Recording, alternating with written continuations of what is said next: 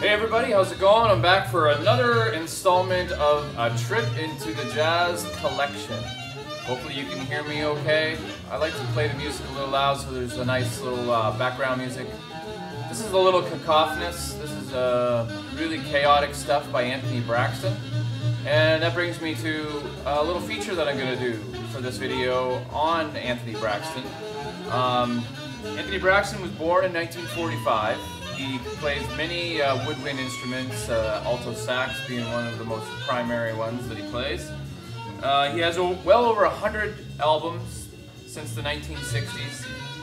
He studied philosophy at university and is currently the professor of music at Wesleyan University in Connecticut. His music combines, this is a quote someone said about him, his music combines an ecstatic primal vigor with highly theoretical and mystically influenced systems. So there you go, there's Anthony Braxton for you. And I'm just going to go right into it. I got 8 of his records, so I'm going to share all 8. And hopefully you guys pick up on Anthony Braxton if you haven't already. He's a phenomenal musician. I love everything that he does. He's still performing. He'll be performing in Quebec, actually, at the Festival Victoriaville, I believe. That's coming up in, I think, a month or so. You can look it up online. So anyways, here we go. We're going to start off with Anthony Braxton. This is one that we're listening to, actually. Anthony Braxton, New York, Fall 1974. There he is with his pipe. Really great stuff. This was released in 1975 on Arista Records. One thing about Anthony Braxton's records is he doesn't only just play the music, but he composes, arranges, and he improvises throughout. And he also does on every record, he does like almost an essay of information on the record. He's really quite in depth in the music process. He also has this quirky thing about naming his records after the diagrams of the compositions that it takes to create the music, which is, this is an example. So side 1, cut 1 is that. I don't know, it probably does make sense to the musician and whatnot. Like, it's probably all just the way in which it's arranged, but nevertheless, it's quite odd.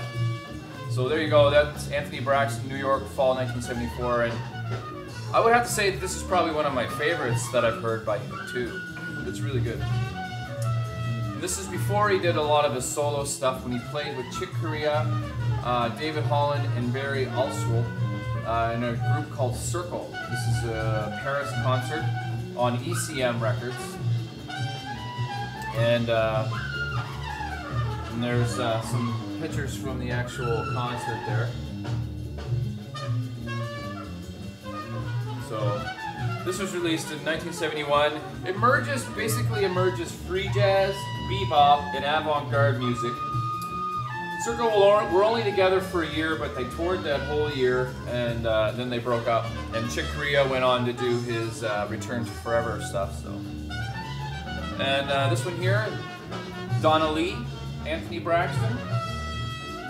This is on American Records. It's bop and free jazz, and of course, Donna Lee is the Charlie Parker cover that he played. Anthony Braxton always said that he wasn't a jazz musician; he was just a musician. But he played a lot of jazz, and he perfected a lot of the old standards. Excuse me. And but he played a lot of different other kinds of music also. Like he played operatic music. He wrote scores for for movies and just all kinds of stuff. So Anthony Braxton, another one, In the Tradition. This was released in 1974. It's a mixture of free jazz and traditional jazz. It earned him respect with the jazz traditionalists that were unfamiliar with free jazz at the time, because he saw that the two different genres could be merged together. He does a cover of Mingus's Goodbye Pork Pie Hat on here. And there's the back. This is on Inner City. This one here, This is part 2 of the In the Tradition series. Those are the other musicians that play on the record there. And it's more a mixture of traditional and avant-garde jazz. He does a cover of Half Nelson by Miles Davis on here, as well as Donna Lee, sorry, Charlie Parker. So there you go. That's on Inner City Records also. This one here, alto sax improvisations from 1979. They're basically abstract compositions using only the alto sax. Like, there's no drums, there's no bass. It's just, that's what it is. And there's another example of the title tracks on each of the cuts. And again, another extensive essay by Anthony Braxton. Here's another one called 4 Trio, released in 1977 on Capitol Records. There's a perfect example of how he named a lot of the records, or a lot of the songs, sorry. I don't know, I can't make any sense out of it, but this one here, this is the last one that I'll do by Anthony Braxton this time. This is on Affinity Records, released in 1980. And it's another stellar record by Anthony Braxton. I highly recommend you guys to check Anthony Braxton out if you haven't already. And I said I would do 10 records, so I only have 8 Anthony Braxton records, so I just grabbed a couple of different ones.